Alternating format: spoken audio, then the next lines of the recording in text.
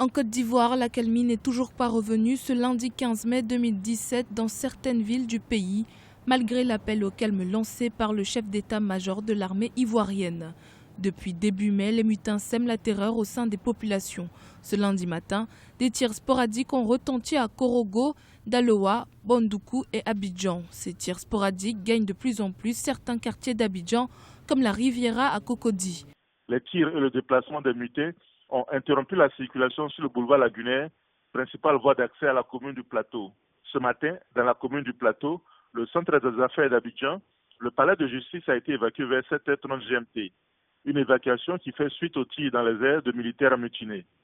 En réponse, les autorités en charge de la sécurité ont ordonné un déploiement massif devant le siège du ministère de l'Intérieur et de la Sécurité, non loin du palais de justice, d'éléments de la police, de la gendarmerie, mais également du groupe de sécurité de la présidence de la République. Ce dimanche 14 mai 2017, des soldats mutins avaient ouvert le feu à Boaké sur une foule de manifestants qui réclamaient la libération de la ville. Des actes de violence avaient été enregistrés, notamment des blessés et des pertes en vies humaines.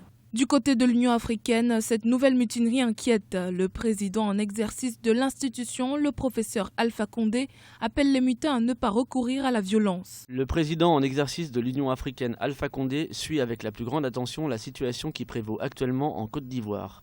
Il appelle les soldats à ne pas recourir à la violence et à rester dans la légalité, y compris lorsqu'ils expriment des revendications qu'ils considèrent comme légitimes. Il les invite à regagner leur caserne et à mettre fin à une situation qui ne peut être que préjudiciable à leur pays et à l'ensemble de la population ivoirienne. Le président Alpha Condé est convaincu que le président Alassane Dramane Ouattara saura trouver les solutions qui mettront un terme définitif à une situation porteuse de tous les dangers pour la Côte d'Ivoire.